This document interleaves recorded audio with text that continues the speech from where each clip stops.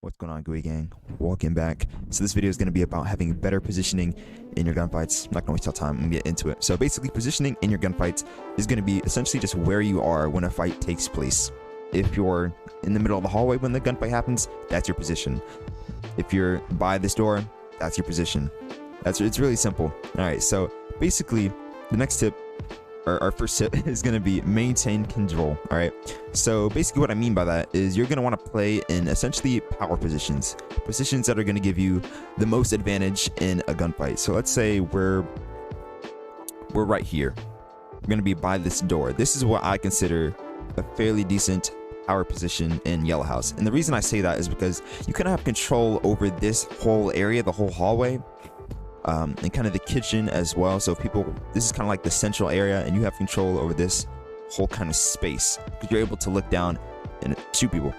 But as well, though, you're not really going to be very vulnerable because you really only have two main points where you're going to be pushed from that you're not really watching. If you have this door shut, then you're good because you'll have an audio cue. So really all you have to look at is kind of down this way. So that's what I call a power position, because there's not many places you can be pushed from, and you're still going to be able to take on opponents if need be. Alright, so another example of a power position is up here during the steps, on the steps. Now, generally you're going to want to be able to try to take height if you can. Most bases, you're not going to really be able to have like a height advantage. Sometimes you can hop out here on top of the roof, but then again, you are going to be vulnerable on the roof. But I like this as a power position on this house because if you've already cleared all these other rooms, then the only place you really have to look at is down here, and it's going to be really hard for someone to push you when they don't have height. They're kind of looking upwards, and it's a really awkward fight because there's still a little bit of cover right there. They kind of know where you're going to be at, but once they start pushing up, then they start to get kind of really screwed. So having the top floor of greenhouse again is going to be one of those power positions, and they're not always going to be the same in every base, but they're going to change up. So you kind of have to use your game sense to understand what the power positions are going to be, but you're just going to want to maintain control whenever you're in a base. All right, so my next tip is going to be limit vulnerability. So this ties in with the last tip, but essentially you're going to want to position yourself in the point where you're not going to be vulnerable. For example, I really don't like having to push through this room right here. And the reason for that is because, for one, I could be pushed through the window.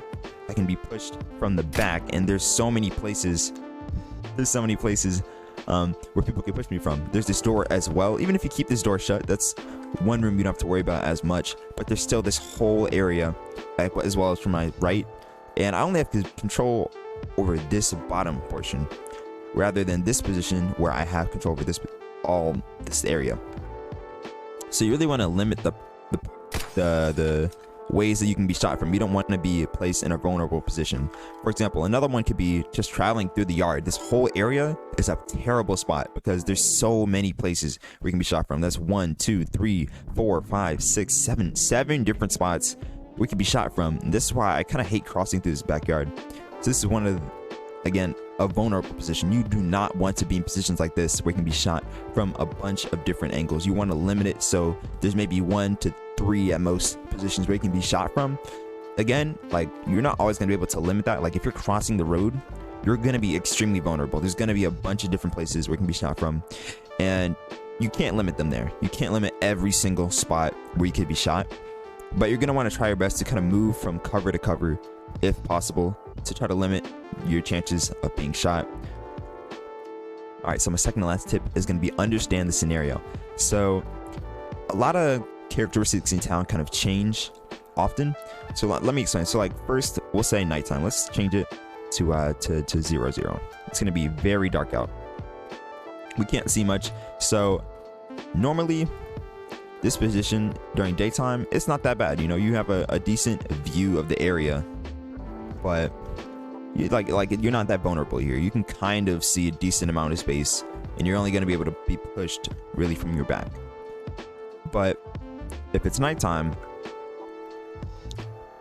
it's a lot more vulnerable because there's you really can't see your targets. Even with night vision, you're still not gonna be able to see as well. So you kind of want to change your positioning based on the scenario. another example of understanding the scenario could be here. So like I said earlier, this would be a power position, but if it's dark downstairs and it's bright up here, then this is going to be a vulnerable position. When during daytime, or if it's bright downstairs, this could be considered a power position. And the reason that it's a vulnerable position is because there's light up here, but there's dark downstairs. So even if you have the night vision on, you're going to see a lot kind of the like haziness where you can't really see that much, and you're kind of just more vulnerable because your opponent is more in the dark and you're in the light, so they're going to be able to see you a lot easier. As you can see, they'd be able to shoot you with ease, and they don't even need to use night vision because you're in the light, like I said before, and they can get easy shots on you. So you just kind of have to understand the scenario and use that when positioning.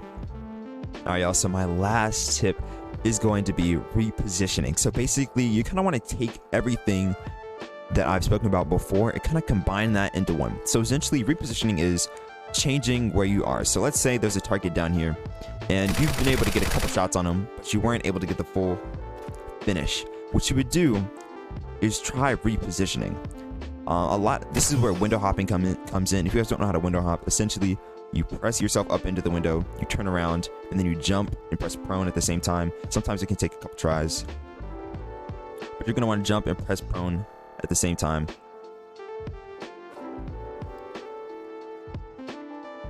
And jump through the window just like that. It took me a couple tries, but essentially what you're doing is repositioning yourself. So you're going from here, so they think you're the upstairs, but now you're going to be downstairs. You're going to be able to get a bunch of shots on them, because it depends on the scenario, but they're likely going to be aiming up here when you're going to be down here, and they wouldn't expect that. Essentially though, repositioning is just going to be helping you confuse your opponent and change your location.